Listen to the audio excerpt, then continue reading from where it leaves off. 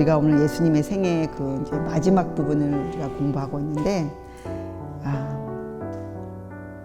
오늘은 예수님께서 이 예루살렘에 들어가셔서 왕으로 입성하셔서 이제 또 이 행하신 일들이 있어요. 그런데 이 일은 그 성전을 정결케 하신 사건이 있어요. 근데 우리가 요한복음을 공부했지만 예수님이 첫 번째 유월절 날 행하신 일도 그 성전을 정결케 하신 일이었어요. 근데 그때에는 이렇게 말씀하셨어요. 내 집을 장사하는 집으로 만들지 말라. 이렇게 하셨는데 오늘은 너희가 내 집을 강도의 굴혈로 만들었도다. 이렇게 말씀하셨어요. 그래서 여러분 우리가 이 신앙을 시작할 때에 또 주님께서 우리에게 얘기하시기를 이 정결 사업, 이 순수함, 그렇죠? 이것을 강조하셨어요. 왜 그런가 하면 여러분, 여러분과 제가 믿는 이 예수님, 우리 구주 예수 그리스도, 또 그분의 가르침은 참으로 엄숙한 말씀들이에요. 예. 여러분 이 엄숙하다는 단어를 여러분들이 좀 이해하셔야 돼요.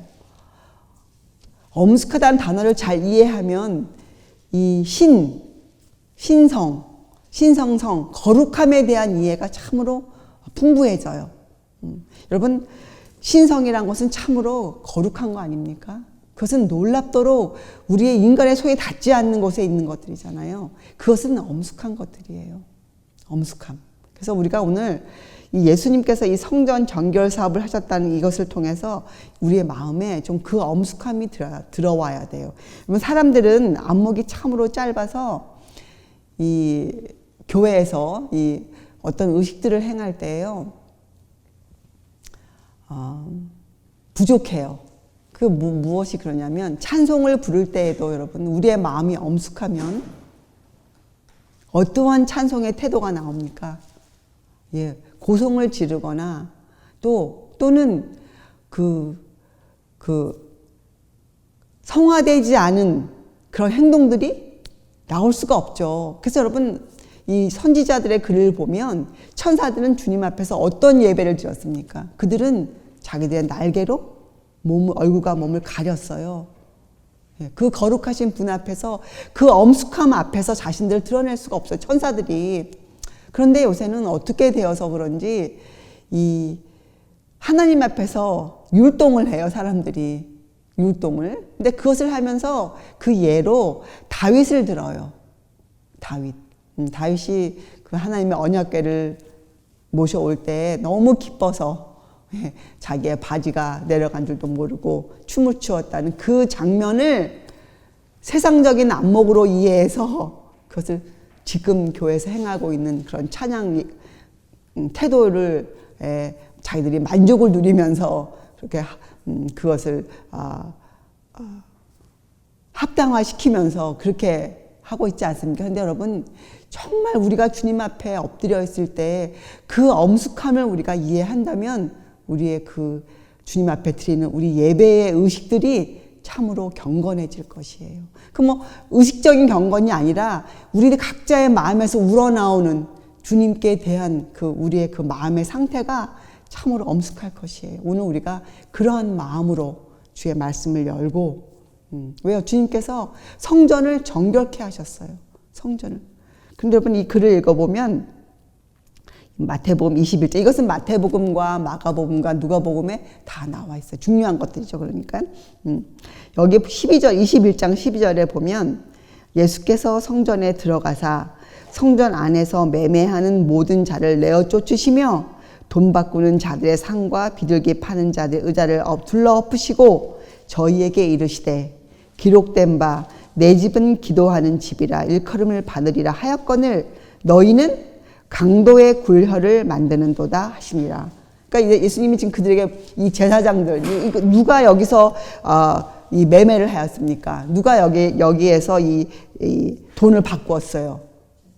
그렇죠. 예. 특별한 특권을 받은 사람들이 행했던 일이니까 이건 제사장들이 했던 일들이에요. 그러니까 지금으로 말하면 종교계의 높은 사람들이 행했던 일들이잖아요. 그들에게 지금 뭐라고 말씀하신 거예요? 너희는 도적이라. 너희는 강도라. 너희는 나의 것을 훔쳤다. 너희는 내 법을 어겼다. 이렇게 지금 말씀하신 거예요. 그들에게. 그런데 한편으로 14절을 보면 그래서 그들이 쫓겨났어요. 내어 쫓으셨으니까. 그들이 주님의 그 엄숙함 앞에서 그들이 쫓겨남을 당했어요. 그렇죠? 우리가 그렇게 말할 수 있죠. 여기 내어 쫓으심에 이렇게 나왔으니까. 14절을 보면 이런 장면이 또 펼쳐져요. 소경과 저는 자들이 성전에서 예수께 나옴에 고쳐주시니. 자, 여러분 이걸 연결하면 어떤 장면이 지금 펼쳐지고 있는 겁니까? 종교계의 높은 사람들은 예수님의 그 엄숙함 앞에서, 예수님의 신성의 증거 앞에서 그들은 어떻게 해요? 놀라서 도망갔어요. 그렇죠? 자, 그런데 그 자리에 누가 그 자리를 채웠습니까? 소경들, 저는 자들, 그 당시 성전에 들어올 수도 없던 사람들이 성전에 나와 주의 말씀을 듣고 주님의 고침을 받았어요. 자,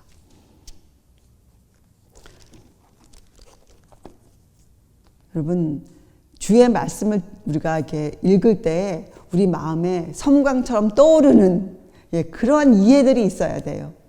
그런 이해들. 여러분, 이 유대인들은요, 자기들이 드리고 있는 성전에서 행하는 그 의식을 통해 꼭 깨달아야 할 것들이 있었어요. 성전. 여러분, 우리가 배우지 않습니까? 성전이 어떻게 해서 우리에게 지금 들어와 있습니까? 창세기 3장 24절에 시작한 그 에덴 동산 동편에 주신 그 희생 제사를 통해서 성전이 세워졌죠. 그렇죠? 그리고 그 성전이 어떻게 초대교회 시대 다시 새로운 모습으로 시작되었어요. 교회라는 모습으로 우리 앞에 놓여져 있잖아요. 교회. 그래서 여러분 이 유대인들은 성전에서, 지금 종교계, 지금의 기독교인들은 이 교회를 통해서 꼭 알아야 할 것이 있어요. 그것이 무엇일까요? 예전에 유대인들은 성전에서 무슨 일을 행했습니까? 그들은 주된 일이 뭐였어요? 성전에서. 그렇죠. 제물을 잡아 희생제사를 드리는 일이었어요. 근데 우리가 선지자들의 글을 읽어보면 이 사람들은 제물의 피를 드리는 일에만 급급했지, 그죠? 그 자기들이 왜 그 일을 해야 하는지는 그들이 잊어버렸어요. 지금 사람들 마찬가지예요. 그들이 열심히 교회에 나가요. 그러나 왜 우리가 교회에 나가야 하는지에 대해서는 잊어먹고 다녀요. 의미가 없는 것이죠. 자, 왜 그들이 제물을 드려야 했습니까? 왜 그들이 피를 흘려야 했습니까? 왜요? 그렇죠. 바로 그들이 그 피를 흘리게 만든 것은 바로 그들의 죄라는 사실이었어요. 죄. 여러분, 죄 문제를 인식하지 않고서는 아무리 1000년 넘게 이 희생사를 드렸어도 그들이 멸망으로 들어갔어요. 여러분, 지금 사람들이 아무리 큰 교회를 짓고 그 교회의 엄숙한 모양으로 교회를 다녀도, 어떠한 엄청난 가서 일을 해도 그들 자신이 그들이 하나님께 어떠한 죄를 짓고 있다는 사실을 인식하지 못한다면 그들은 결코 의를 배울 수가 없는 사람이에요. 성장하는 그리스도인이 될 수가 없어요. 주님이 우리에게 요구하신 점도 없고 흠도 없는 완전이라는 단어에 대해서 그들의 마음에 불만이 생겨요. 그렇죠? 그래서 여러분, 이 유대인들은 1000년 넘은 자신들의 전통 안에서 그렇게 오랫동안 희생제사를 드렸지만 그 원형 되시는 예수님을 알아볼 수가 없었어요. 그렇죠? 여러분, 이 성전과 교회에서는 겸손히 죄를 회개하여야 할 장소예요. 우리에게 성전을 허락하시고 교회를 허락하신 하나님의 목적이 무엇이에요? 이 자리에 나오면 우리가 누구인지를 아는 거 아닙니까? 근데 이 유대인들은 자기들의 참모습을 볼 수 없었거든요. 자, 근데 그날 이들이 다시 돌아와서 보니 자기들은 내어 쫓김을 당했는데 소경과 저는 자들이, 아이들이 주님과 부르는 그 아름다운 찬미 소리야, 그 놀라운 일들을 보고 이들이 화가 났어요. 여기 보면 그들이 분노했다고 나와요. 분노. 자, 그리고 23절에 보면 예수께서 성전에 들어 가르치실새 그들이 이렇게 물어요. 그들이 고민했어요. 이 일을 어떡할까? 그렇죠? 그래서 그들이 질문하죠. 내가 무슨 권세로 이런 일을 하느냐? 또 누가 이 권세를 주었느냐? 근데 여러분 이 질문이 참으로 우스꽝스러운 질문인 것이 이 사람들은 처음에 예수님이 그런 일을 하셨을 때 물어봤죠. 우리에게 표적을 보이라. 표적을 보이라. 너가 메시아라는 표적을 보이라. 그때 그렇게 물었어요. 3년 전에. 그때 예수님이 그들에게 표적을 보이셨어요. 예수님의 생애를 통해서 얼마나 많은 표적이 보여졌습니까? 그렇죠? 죽은 자를 살리시고 바다를 잔잔케 하시고 오병이어의 기적이 있었고 많은 표적을 주셨는데도 지금 이들은 무슨 말을 또 하는 거예요? 그 똑같은 질문을 또 하는 거잖아요. 그러니까 이것은 그들이 정말 그 표적이 없고 몰라서가 하는 게 아니고 예수님이 하신 그 말씀 안에서 책을 잡고자 그것을 끌어내고자 예수님께 지금 변론을 시작하는 거예요. 예수님이 아무 대답 안 하셨어요. 예수님이 질문하셔서 도리어 어떻게 질문했습니까? 요한의 침례가 어디로서 왔느냐 이렇게 물어보았어요. 자, 그들이 답을 할 수가 없었죠. 답을 할 수가 없었죠. 자, 그때 예수님께서 이들에게 비유를 드세요. 그 비유 중에 하나가 이 두 아들의 비유예요. 두 아들이 있었는데 포도원에 가서 일하라 했을 때 누가 진정한 그 아들이었는가 그것을 위한 비유를 드시죠. 자,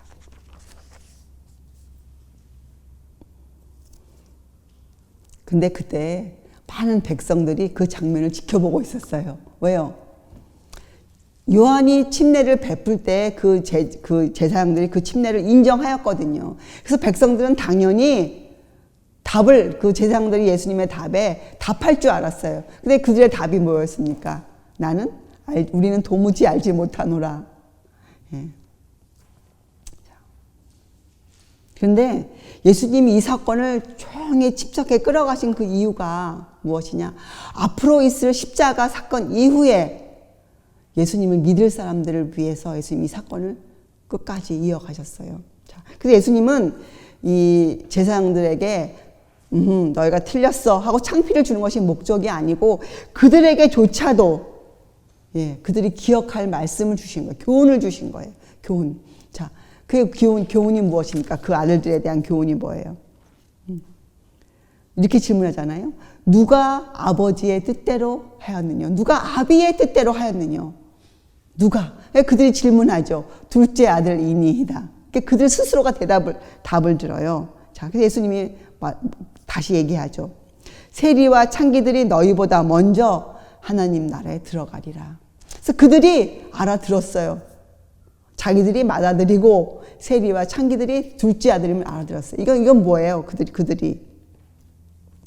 그들의 참 모습, 그들이 지금 하나님의 자녀라 공언하고 있지만 그 하나님의 법을 어기고 있다는 사실, 그들은 그 하나님 아버지의 요구 조건에 만족시키지 않고 있다는 사실, 자신의 참모습을 그들에게 깨우쳐 주신 거예요.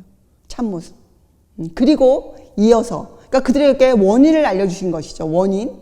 그리고 그들에게 다른 비유를 하나 더 드세요. 그 비유가 바로 이 악한 농부들이 등장하는 비유예요. 악한 농부들. 포도원 주인이 그들에게 열매를 맺을 수 있는 모든 준비를 갖추어 주었어요. 그리고 그걸 맡겼어요. 여기에서 열매를 따라. 나에게 다오고 맡겼어요. 근데 어떤 일이 생겼습니까? 어떤 일이 생겼어요? 그들이 그 열매를 받으러 온 그 주인의 그 종들을 다 잡아 죽이고 심지어는 그 아들까지 잡아 죽였어요. 포도원 밖에 내어쳐 죽였어요. 이런 비유를 드셨어요. 예수님께서. 이건 뭡니까? 결과를 그들에게 알려준 것이에요. 너희들이 어떤 결과를 당하리라. 그래서 이거는 말씀하신 그분, 비유를 지금 들고 있는 그분이 누구신지에 대한 명확한 답을 그들에게 주신 거예요.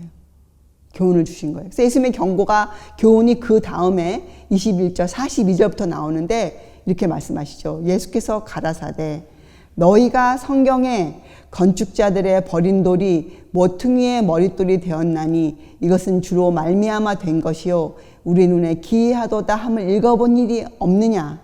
그러므로 내가 너희에게 이르노니 하나님의 나라를 너희는 빼앗기고 그 나라의 열매 맺는 백성이 받으리라.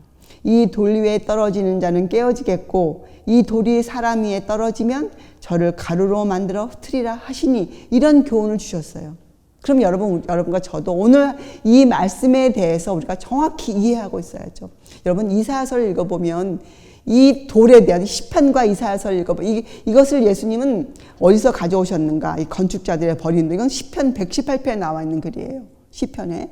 그리고 이 글을 읽은 이사야도 이 건축자들의 버린 돌, 이 돌에 대해서 이사야서에 정확히 적혀져 있어요.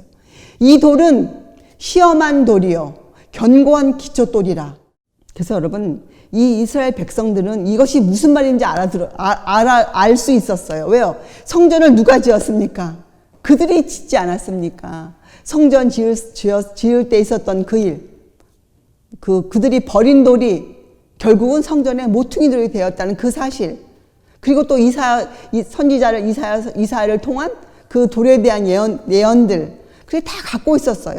충분히 그들이 알 수 있었어요. 예수님이 다시 한번 그들의 교훈을 다시 반복해 주시고, 그래서 여러분, 예수님의 가르침은 뭐 없는 것을 이때까지 하신 말씀이 아닌 어떤 새로운 것을 주시는 것이 아니에요. 예수께서는 창조 시대부터 해왔던 그 모든 교훈을 우리가 알아들을 수 있도록 다시 그 말씀을 반복해 알려주시는 것이에요. 그래서 우리도 지금 이 말씀을 읽을 수 있는 눈이 필요해요. 이해할 수 있는 마음이 필요해요. 자, 그 당시 사람들은 예수님을 무시했죠. 예수님을 무시했어요. 그 당시 사람들은 하나님을 믿노라 했지만 눈에 보이는 예수님을 그들이 부인했어요. 자, 지금은 어떤 시대입니까? 지금은 사람이 예수님을 부인하지 않아요. 엄연히 예수님을 인정해요. 예수님을 구주라 불러요. 그러나 그들이 누구를 부인합니까? 그들은 성령의 역사를, 눈에 보이는 성령의 역사를 거절하고 있어요. 여러분, 이 성령에 대한 정의는 필수적인 것이 아니에요. 누가 성령에 대해 정의를 내릴 수 있겠어요? 왜요? 성령의 본질은 삼위 중에 한 분이시기 때문에 오묘해요. 사람이 어떻게 하나님은 이러시다, 이렇게 우리가 정의를 내릴 수 있겠어요? 우리가 알 수 있는 부분은 성경에 나와 있는 예수께서 행하신 그 일을 통해 예수님은 누구시다, 이것을 우리가 알 수 있는 거 아닙니까? 성령에 대해서도 마찬가지죠. 우리가 성령이 어떠시다라는 그분에 대한 정의를 내릴 수가 없어요. 그것은 인간의 교만함이에요. 반역적인 마음이에요. 우리가 할 수 있는 것은 성령께서 행하시는 그 일을 통해 그분이시구나, 이렇게 알 수 있는 것이잖아요. 그렇죠? 자, 그래서 오늘 여러분은 이 시험한 돌, 견고한 기초돌 되시는 그분에 대해서 우리가 이해해야 돼요. 여러분, 사람들은 얼마나 지금 우리가 모든 준비 속에 있는지 몰라요. 우리에게 시험한 돌을 주셨어요.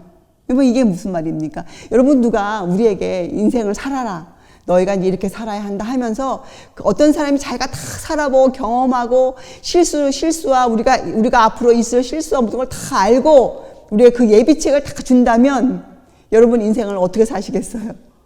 당연히 그 사람의 좋은 대로 살아야 되지 않겠어요? 그렇잖아요. 그래서 예수님께서 이 땅에 사람으로 오셨어요.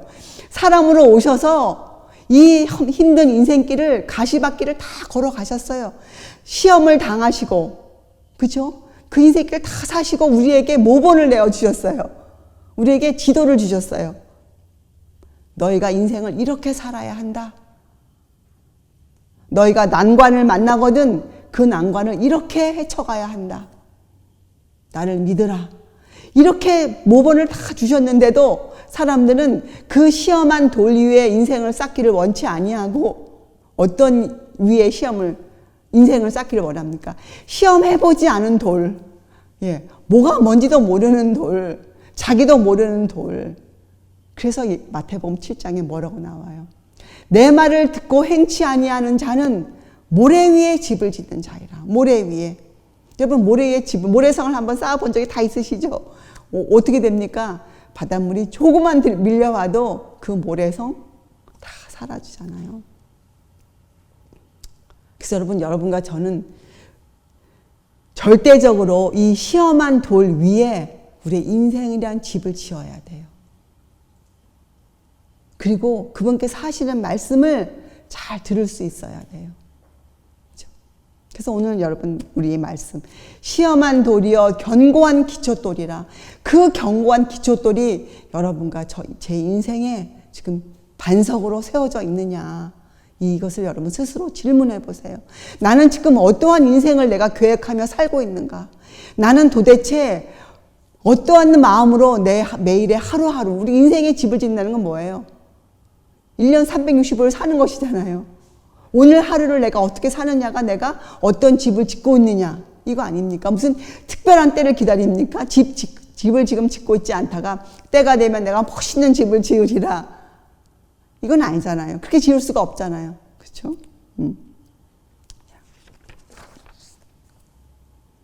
그래서 여러분 예수님께서는 이 유대 백성들에게 그들의 운명이 어떻게 될 거라는 것, 그들이 그렇게 인생을 계획해서 세우지 아니하면 그들이 스스로 멸망의 길을 자초할 것이라는 것을 알려주셨어요. 그들에게 하나님의 공의를 보도록 하셨어요. 하나님의 공의를, 그분의 신성성을 알게 하셨어요.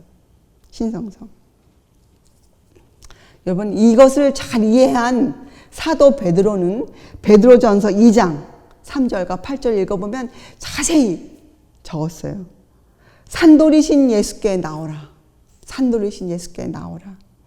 그래서 여러분 이 베드로서 2장 3절 8절 끝에 부분에 보면 이 믿는 자와 믿지 아니하는 자의 정의를 내려놓았어요. 이렇게 돼 있어요. 믿는 너희에게는 보배이나 믿지 아니하는 자에게는 건축자들의 버린 그 돌이 모퉁이의 머릿돌이 되고, 이거 무슨 말이에요? 그것 때문에 그들이 멸망하는 거라는 거예요. 그렇죠? 되고 또한 또 동시에 어떤 돌이 되는가?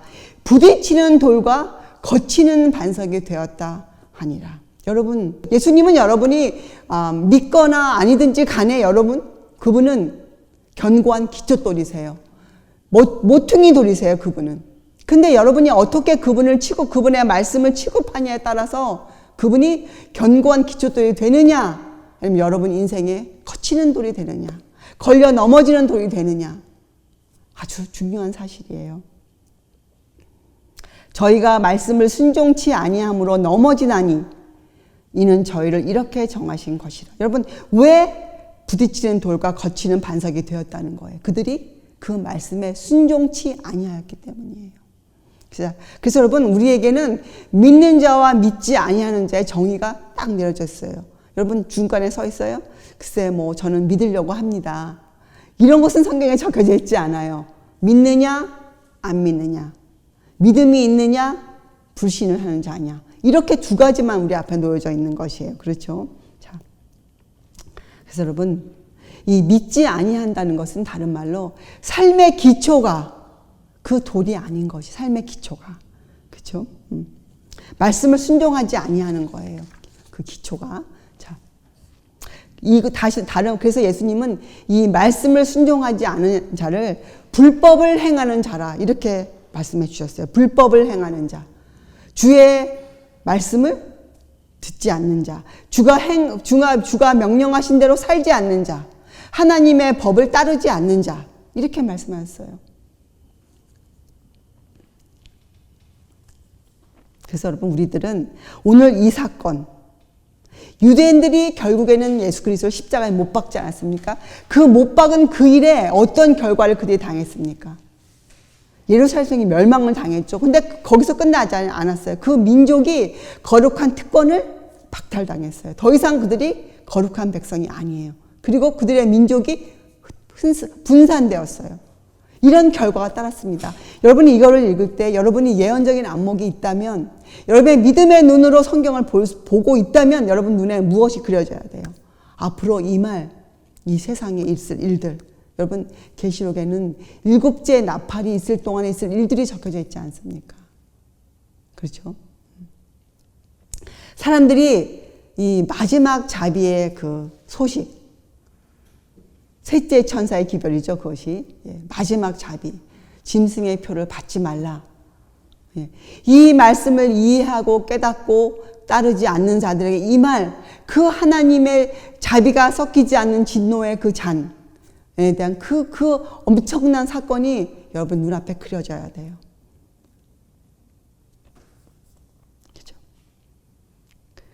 그래서 여러분, 예수님께서는 이 유대인들에게 여러 가지 예증, 이 비유들을 들어서 그들에게 어때요?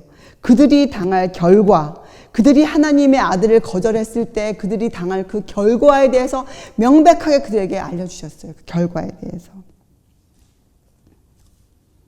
그래서 여러분, 이 모든 경고는 지금 이 시대 우리들을 위한 것이에요.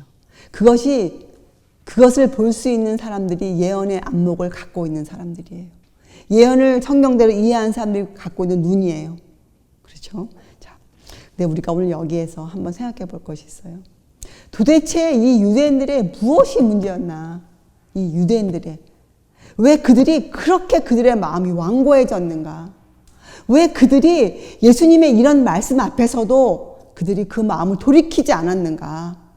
왜 그 나라는 그렇게 멸망을 당하고 말았는가? 왜 지금도 그 많은 유대인들이 이 성경을 자기들의 그 모세 오경을 갖고 있으면서도 그 안에 들어있는 그 보화를 찾아내지 못하는가?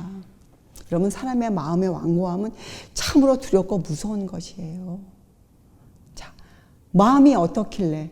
마음에 무엇이 있길래?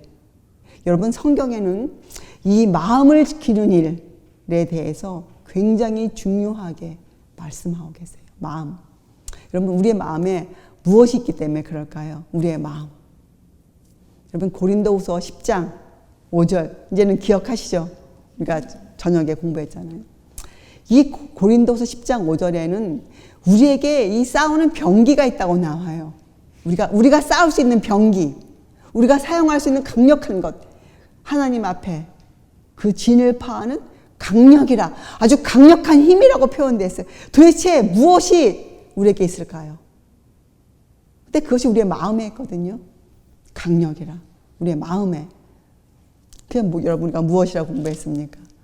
예, 우리의 마음에는 고상한 능력이 있어요. 사람은 다른 어떤 피조물이 갖고 있지 않은 하나님이 그 코에 생기를 불어넣어 주신 아주 고상한 능력을 갖고 있어요. 그것이 바로 생각이에요. 생각. 사고력. 무엇을 생각할 수 있는 능력.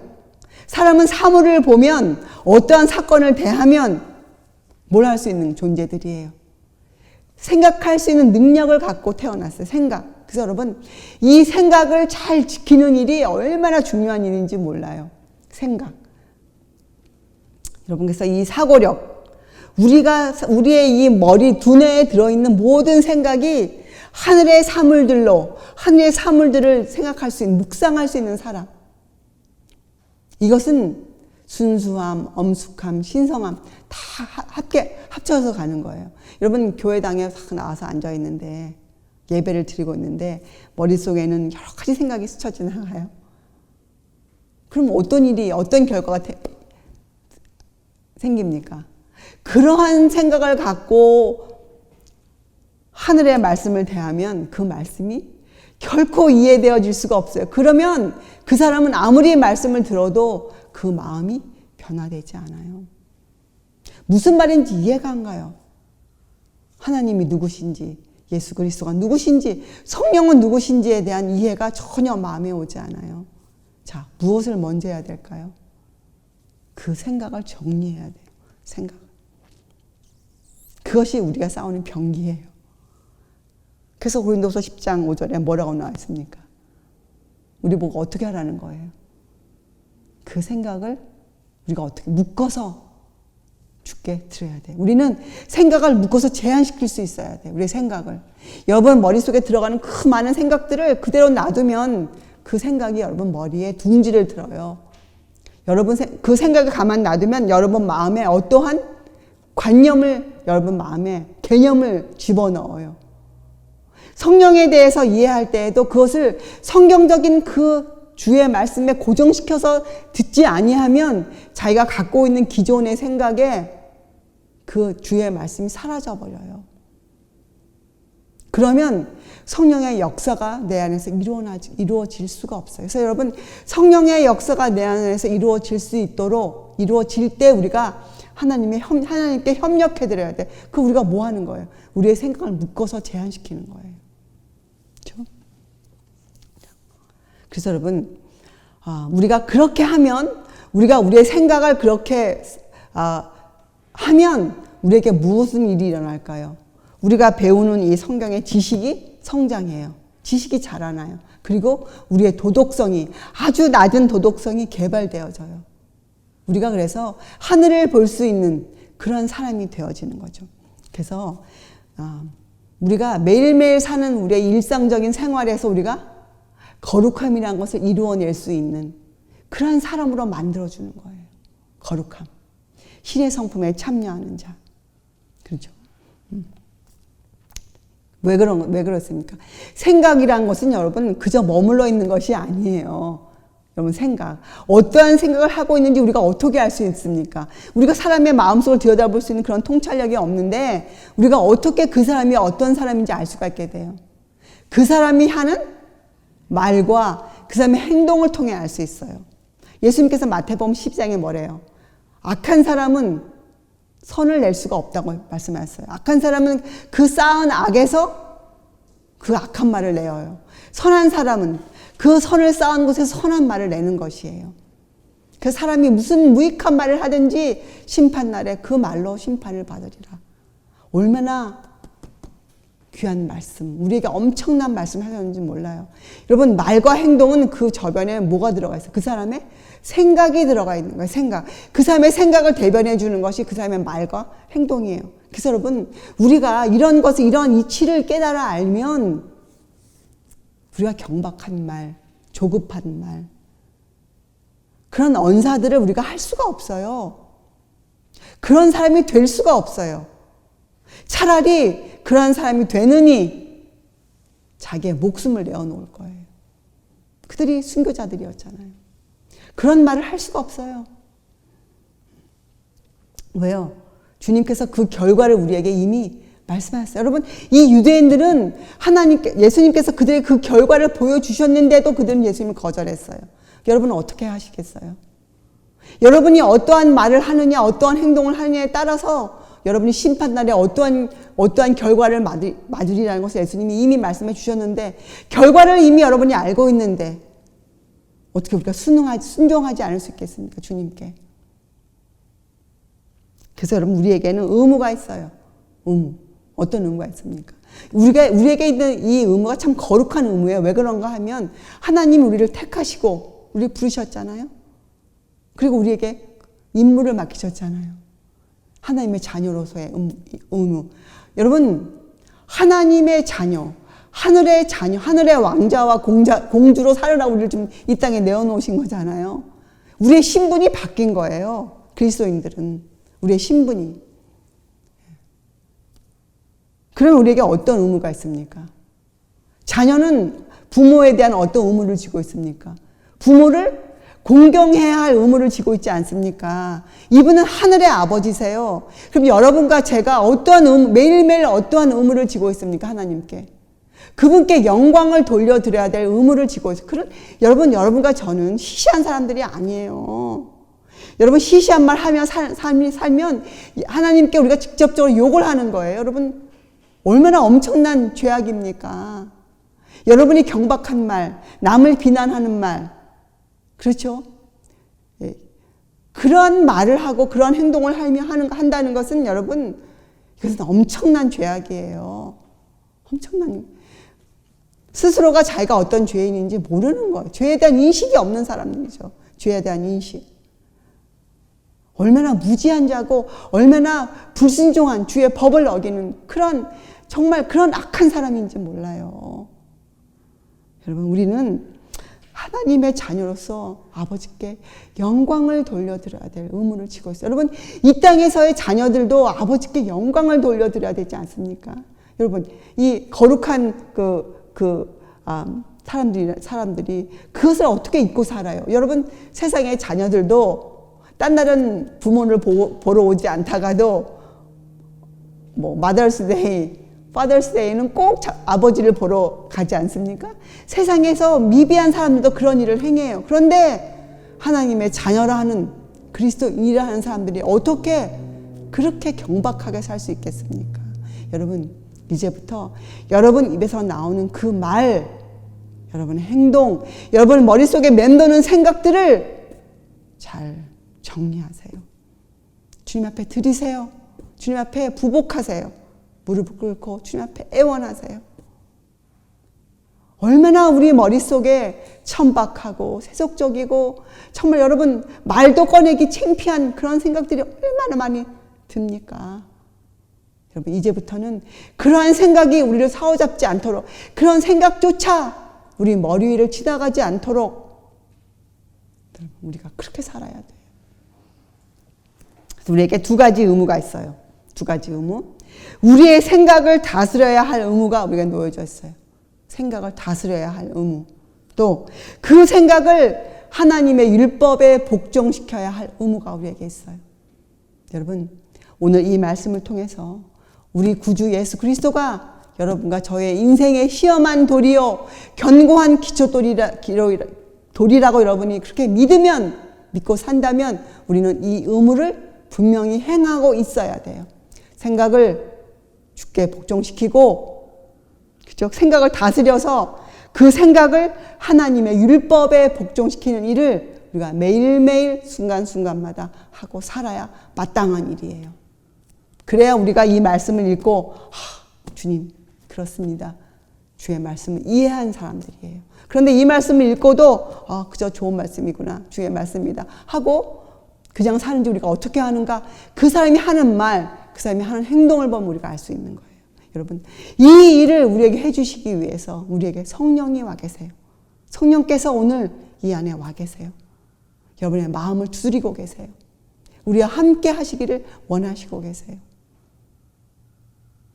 성령께서 오시면 세 가지 일을 하시죠. 첫째, 뭐예요? 죄에 대해서 우리를 깨닫게 하세요. 여러분, 죄에 대한 인식이 없으면 죄를 아무리 외쳐도 아무 나하고 상관이 없어요. 내가 얼마나 큰 죄인인지를, 내가 어떤 죄를 짓고 있는지를 내가 이해할 수 있어야죠. 내가 깨달아야죠. 내 육체로, 내 몸으로, 내 감각이 내가 어떤 죄인인지를 내가 알아야죠. 그 죄 때문에 여러분의 마음이 떨어야죠. 죄에 대한 인식을 여러분이 하고 계셔야 돼요. 죄에 대한 인식. 우리 구주께서 어떠한 순수한 생애를 사셨는지를, 어떠한 희생의 정신을 사셨는지 여러분이 알아야 돼요. 그래 여러분의 죄의 무게가 느껴져요. 여러분의 죄의 무게가. 그러면 그 다음에 여러분이 성장하기 시작해요. 죄의 무게를 느끼면 여러분 이런 마음이 와요. 어찌할꼬 했다가도 이 온 세상 사람의 죄의 무게를 지고도 넉넉히 이기신 분, 그 죄의 무게를 지고 가신 분, 우리가 오늘 찬송으로 했죠. 찬바람 부는 갈바리산. 지금도 오늘 현재도 여러분과 저의 죄 때문에 흘리고 계시는 그 피, 그 피의 능력, 그 피의 가치, 이런 것들이 여러분에게 알게 돼요. 여러분의 마음이 그 피의 그 공유, 그 피의 능력을 받아들이게 돼요. 그러면 그때 비로소 우리가 성장이라는 걸 이루어내요. 성장. 의에 대한 성장이 이루어지죠. 자, 그리고 또 뭐 한 가지가 나와 있습니까? 심판에 대한 것이 나와요. 심판은 우리에게 왜 심판을 알려주십니까? 심판. 주님이 여기서 뭘 알려주세요, 이들에게? 결과를 알려주시지 않습니까? 결과. 여러분, 결과를 모르는 사람처럼 살지 마세요. 여러분, 뭘 기대하십니까? 성경에는 우리의 인생의 결과가 나와 있어요. 우리가 기대해야 할 인생이 어떤 것인지 여러분이 명확히 보고 있어야 돼요. 여러분 무엇을 기대하세요? 여러분이 인생에서 무엇을 기대하세요? 우리가 기대해 볼 인생은 성경에 나와 어떤 인생이에요? 주로 말미암아 우리가 주님을 만나는 그 인생이 나와 있어요. 또 어떤 인생의 결과가 나와 있습니까? 그 주님을 거절했을 때 당할 인생의 결과가 나와 있지 않습니까? 오늘 말씀하신 그 당시 유대인들처럼 우리에게도 결과가 명확히 놓여져 있어요. 결과. 어떤 인생을 사시겠어요? 어떤 인생을 우리가 택해야 되겠습니까? 어떠한 결과를 우리가 바라볼 수 있어야 하겠습니까? 여러분, 심판은 우리의 결과를 알려주는 것이에요. 결과. 그래서 여러분, 심판에 대한 이해를 하게 된다는 것은 구원에 대한 확신을 가질 수 있게 되는 것이에요. 구원에 대한 확신. 성령께서 그날까지, 구속의 날까지 인치시고 계시는구나. 하나님의 인에 대한 이해가 들어와요. 하나님의 그 끊임없는 그 자비, 무한하신 사랑에 대한 이해가 내 마음에 자리 잡아요. 그래서 서로 내가 이해할 수 없는 어떠한 일을 내가 당할지라도 확신 때문에 주님에 대한 사랑이 변치 않아요. 진리의 사랑을 계속적으로 붙잡고 살아요. 이해돼요. 하나님의 섭리 그 원칙이 이해되어지기 시작해요. 왜요? 지금 내가 볼 수 없어도 내가 믿음의 눈으로 미래를 볼 수 있기 때문이에요. 이것이 우리에게 요구되어지는 예언에 대한 이해예요. 예수께서 말씀하셨죠. 내가 이 일을 너에게 미리 알려주면 뭐예요? 그 일이 너에게 이를 때 너희로 하여금 너희의 믿음을 굳게 해주시기 위해서. 우리에게 이 모든 말씀을 해주신 그 이유가 뭐예요? 그 이유가 우리에게 우리의 미래에 대한 얘기를 계시록을 통해 알려주시는 이유가 뭐예요? 우리를 준비시켜 주시기 위해서예요. 우리가 말씀을 이해하고 그날을 소망으로 바라보며 우리가 준비되어질 수 있도록 우리의 믿음이 굳세어질 수 있도록 그래서 이 산더러 저 바다에 던지우라 하여도 그 일이 이루어진다는 그 확실한 믿음 위에 우리가 설 수 있도록 우리의 믿음을 위해서 여러분과 저의 믿음을 위해서 주님께서 이 모든 일을 행하셨어요. 여러분